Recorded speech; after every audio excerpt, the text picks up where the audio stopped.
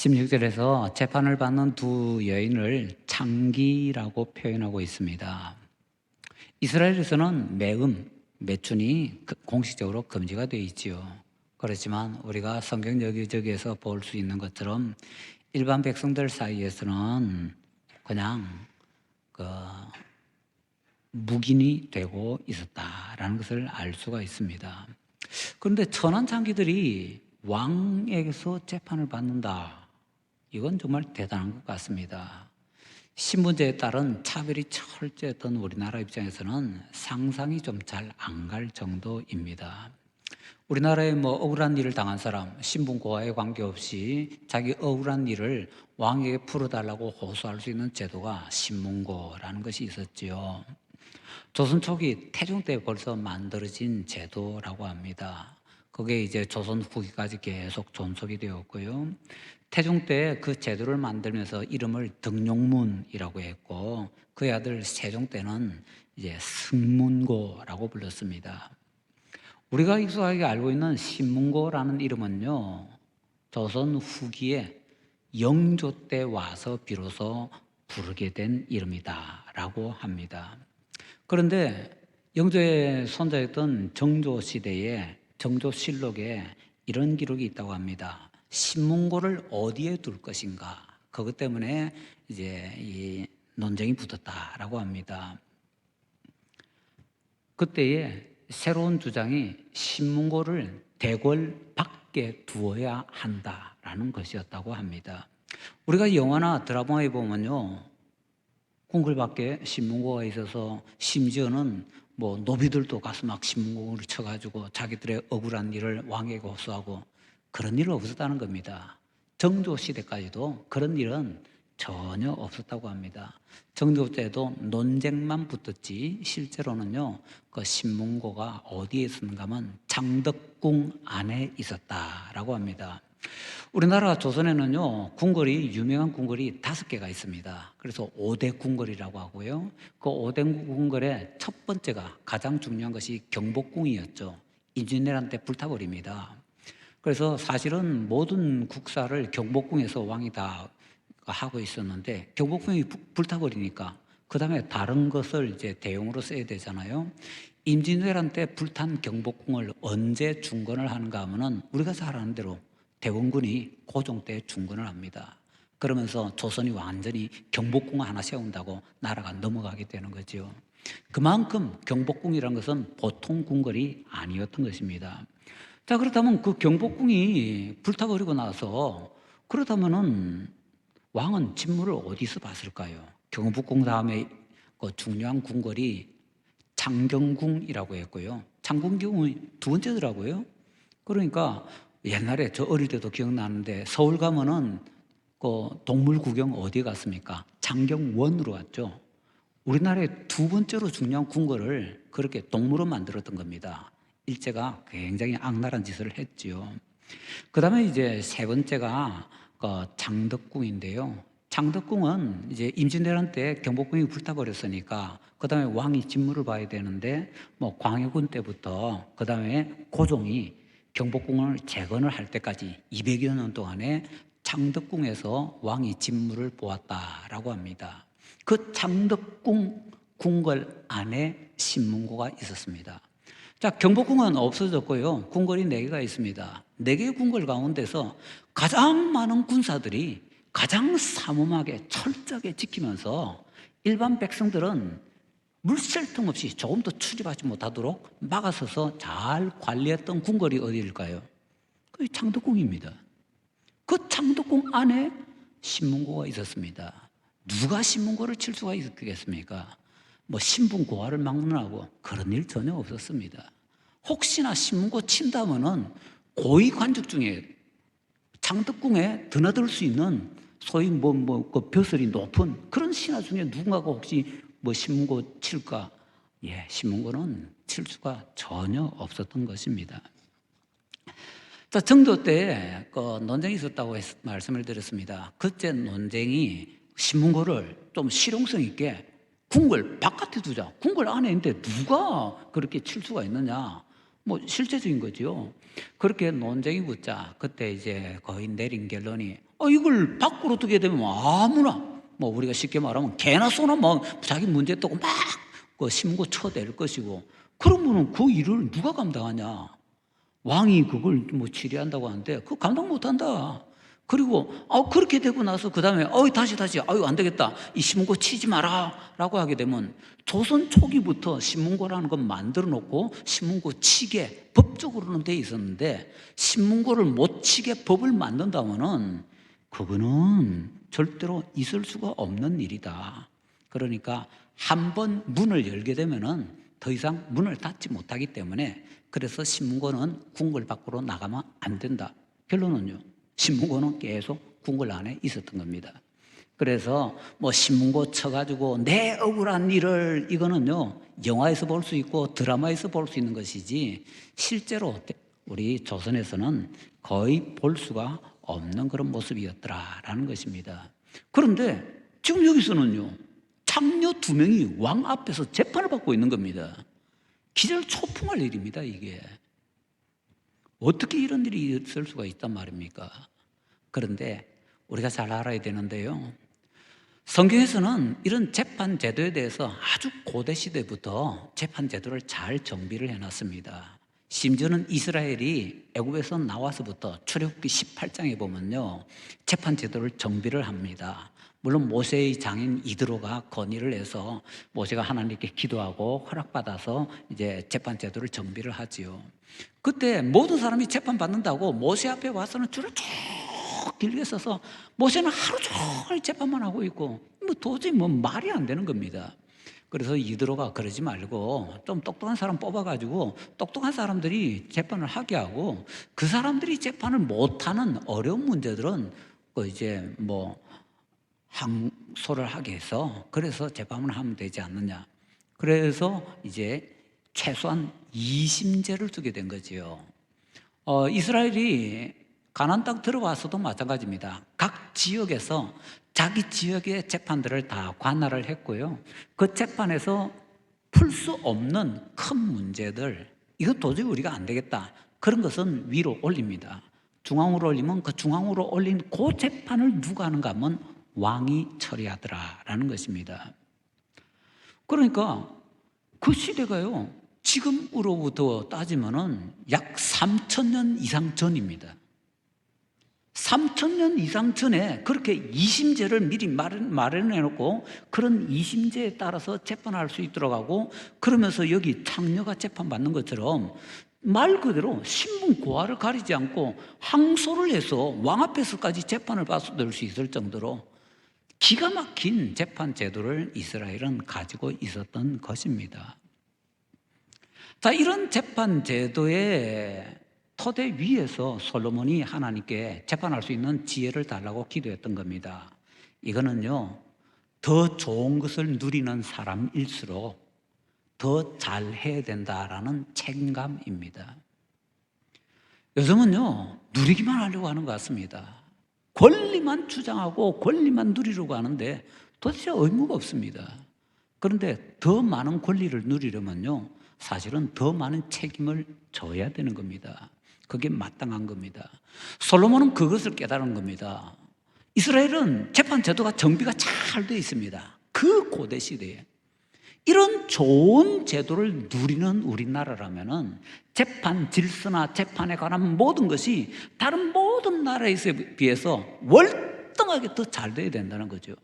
그 재판의 최종 책임이 바로 왕에게 있기 때문에, 그래서 더 좋은 제도를 누리는 우리나라이기 때문에 더 좋게 이 제도를 유지해야 되는 책임이 있어서 이 책임이 너무 중요합니다. 그러니까 하나님께서 제게 지혜를 주시기 바랍니다. 솔로몬이 그렇게 기도했던 겁니다. 이것을 요즘 우리에게 적용을 하자면요, 진주교는 역사가 오래됐습니다. 이제 120년 가까이 왔습니다. 이만큼 오랜 역사 가진 교회 찾아보기가 쉽지가 않죠. 우리나라에서 이런 중요한 역사를 가지고 있고, 어떤 교회는요, 우리 진주권에 있는데도 심지어는 우리 교회보다 조금 더 오래된 교회가 진주에 있습니다. 근데 그 교회 지금 이제 막 문을 닫으려고 하고 있습니다. 뭘 말씀드리려고 하는가 하면은, 역사가 오래되었다는 게 중요한 것이 아니고요, 그 오랜 역사를 잘 견뎌내고 현재에도 잘 이렇게 교회가 유지되어 나고 있는 이게 중요하다라는 것이고요. 그리고 더 나아가서 그런 교회로서 진주교회가 우리는 이런 오랜 역사를 가지고 있습니다 라고 얘기하려고 하면은 시대적인 책임을 통감하고서 잘 감당을 해야 된다는 겁니다. 이스라엘이 좋은 재판 제도를 가지고 있기 때문에 솔로몬이 그것에 대한 부담 때문에, 책임 때문에 재판을 잘할 수 있는 지혜를 주시옵소서라고 기도한 것처럼 진주교회가 정말 이 서부 경남에 있어서 모체교회로서 오랜 역사만 가지고 있는 것이 아니라 서부 경남의 모체교회로서 그러한 중차대한 사명이 있다면은, 그렇다면 우리 교회가 하고 권리 누릴 생각을 할 것이 아니라 오히려 우리는 더 책임감을 통감하고서 더 책임을 잘 지기 위해서 노력을 해야 된다라는 것이지요. 그게 바로 솔로몬이 기도한 그 자세와 똑같은 자세로 살아가는 것이다 라고 얘기를 할 수가 있을 것입니다. 자, 이 두 장녀는 같은 집에 살았다고 하네요. 같은 집에 살았다라는 건 뭘 말하겠습니까? 장녀촌에 있었다는 겁니다. 와, 하나님께서는 말씀에서 이런 매춘 하지 말고 이렇게 다 하라고 하셨는데 세상에 이스라엘에 장녀촌이 있는 겁니다. 지금 이런 대단한 일이 하나님의 백성이라는 이스라엘 사이에서도 벌어졌다라는 것입니다. 참고로 기억하십시다. 예수님 믿는 사람이라고 다 착하게만 살고 다 선하게만 살고 그러지 않습니다. 다시요, 아까 모세 말씀드렸던 거 다시 기억해 볼까요? 모세가 하루 종일 재판했는데 그 재판한다고 모세도 지쳤고 줄 서서 기다리는 백성들도 지쳤고 다 지쳤습니다. 뭘 말하는 겁니까? 백성들 사이에 분쟁이 그렇게 많았다는 겁니다. 하나님의 백성들 사이에서. 그러니까 교회에 여러 이상한 일을 생기고 심지어는 세상에서도 안 일어나는 일인데 이런 부끄러운 일이 생기고 아쉽지만은 당연히 있을 수 있다라는 걸 솔직하게 인정하십시다. 남은 문제는요, 그 문제를 어떻게 은혜롭게 지혜롭게 잘 처리하느냐 이겁니다. 문제가 안 일어난다, 그거는 천국 가야 가능한 일이고요. 이 세상에서는 문제는 일어나는데 이 일어나는 문제를 솔로몬처럼 하나님께 기도해서 지혜받아서 잘 처리해 가는 것, 이게 우리에게 맡겨진 사명이다라는 것이죠. 그래서 남들에게 자랑할 때 우리 교회 문제 안 일어나, 우리 교회 문제 없어, 이게 자랑거리가 아니고요, 그거 이상한 겁니다. 자랑거리는요, 우리 교회에 큰 문제가 생겼는데 그 큰 문제를 하나님께 기도해서 지혜 받아가지고 은혜롭게 잘 해결해서, 그래서 그 문제 생기기 이전보다도 우리 교회가 더 은혜로워, 이게 자랑거리라는 거죠. 그러니까 뭐가 자랑거리인지 제대로 봐야 되는 겁니다. 다른 교회는 괜찮은데 우리 교회는 이게 어떻고 저게 어떻고, 이게 얼마나 잘못된 자세인가, 꼭 우리가 기억을 하도록 하십시다. 자, 우리가 잘 알고 있는 그런 결론에 따르면은, 재판에서 말을 끝낸 바로 이 여자가 진짜 이 살아있는 아이의 엄마가 아니죠. 가짜 엄마입니다. 자기가 자다가 애 깔아 죽여놓고는 한다는 소리가, 저 여자가 자다가 자기 애 죽여놓고는 내 애하고 바꾸치기 했다고 지금 이렇게 얘기를 하는 겁니다. 자기가 마치 현장에 있었던 것처럼 요즘 청년들 말로 리얼하게 아주 그 현장을 봤다는 듯이 잘 얘기를 하고 있습니다. 이걸 딱 볼 때 느낄 수 있는 것이 있죠. 야, 이 여자 정말 말 잘하는 사람이다. 그런데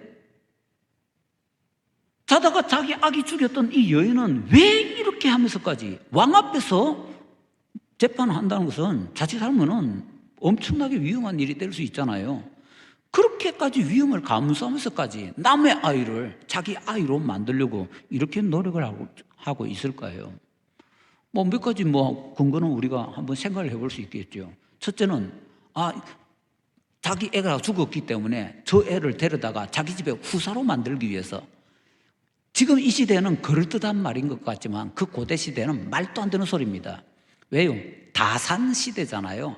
한 집에 애를 많이 낳던 시대인데 첫째 죽으면 둘째가 오는 거고 둘째 죽으면 셋째가 할 수 있는 거지, 남의 집 애를 데려와서 우리 집에 대를 잇는다, 그건 요즘 눈이고요, 말도 안 되는 소리입니다. 그 다음에 다른 두 번째 이유는요, 다른 여인을 질투해서 내 애는 죽었는데 제 애는 살아있어가지고 어우, 그 질투라면요 충분히 그 질투 때문에 증오심도 생기고 그래서 이런 정도 사건 칠 수가 있을 것 같습니다. 내가 잘못되는데 남이 잘 되는 꼴 볼 수가 없죠. 그게 뭐 뭐 사돈입니까 사촌입니까 뭐 논인가 밭 사면 배가 아프다면서요. 뭐 그런 일이죠. 이거는 충분히 가능한 일인 것 같습니다. 실제는요 자기가 자다가 이렇게 애를 자기 몸으로 깔아 죽였다고 하면은 이거는 여자로서 받을 수 있는 최고의 수치가 아닐까라고 생각이 됩니다. 웬만한 엄마 같으면요 자다가 애가 응 하고 소리만 내도 벌떡 깨는 거 아닙니까? 그런데 그 소리를 듣지도 못하고 깔아 죽였다고요? 최근에 우리나라에 어떤 아주 흉악한 여자 하나 있잖아요. 자기 남편의 전처 자식을 또 그렇게 죽였는데 남편이 자다가 애를 그렇게 눌러서 죽인 것처럼 가장을 하고 그 다음에 자기 전 남편은 토막을 내서 죽였다나 그 여자 그 사건하고 똑같습니다. 지금 말도 안 되는 거죠. 그 말을 들으면서 아무리 술이 취해도 설마 아버지가 자기 애 그렇게 깔아 죽일 정도로 그렇게 하는데 그건 있을 수가 없다. 그렇게 얘기한 것이 지금도 일어나고 있는 말들입니다. 근데 아빠도 아니고 엄마가 그렇게 자기 애를 깔아 죽였다 자면서 이거는 상상할 수 없는 일인 것 같습니다. 그런 일을 할 수 있다면 가능성은 아마 딱 하나야 아닐까요? 인사불성이 될 정도로 술을 마셔가지고 그래서 자기 애를 깔아 죽였는지 안 죽였는지 모를 정도로 그렇게 정신없이 잠을 자면 그거 딱 하나. 그거 외에는 자기 엄마가 자기 애를 그렇게 깔아 죽인 일 글쎄요 저는 아직까지 못 들어봤네요. 혹시 가능은 할 수 있겠지만은 실제로는 거의 일어날 수가 없는 일이 아닌가라고 생각이 됩니다.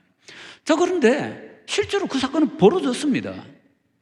자기 애가 일어나 보니 죽어 있는데 보니까 자기 밑에서 죽어 있네요. 이게 남들에게 밝혀지면 얼마나 부끄러운 얘기입니까? 그러니까 여자로서 받을 수 있는 최고의 수치이기 때문에 그 아이를 살짝 저 옆집에 하고 바꿔치기 해가지고 그래서 마치 옆집 여자가 그렇게 한 것처럼 가정하는 것 충분히 가능하지요. 근데 조금만 더 하면은 그 고대 시대에는요 자기 친아이도 친아들 친딸도 팔아먹는 것이 별로 문제가 안 되는 시대였습니다. 우리나라 조선시대도 그렇잖아요. 좀 부끄러운 얘기지만 일제시대 때 남아있는 기록들을 보면은 우리나라에서 먹고 살겠다고 자기 집 애를 사창가로 팔아넘긴 그런 집들이 많이 있는데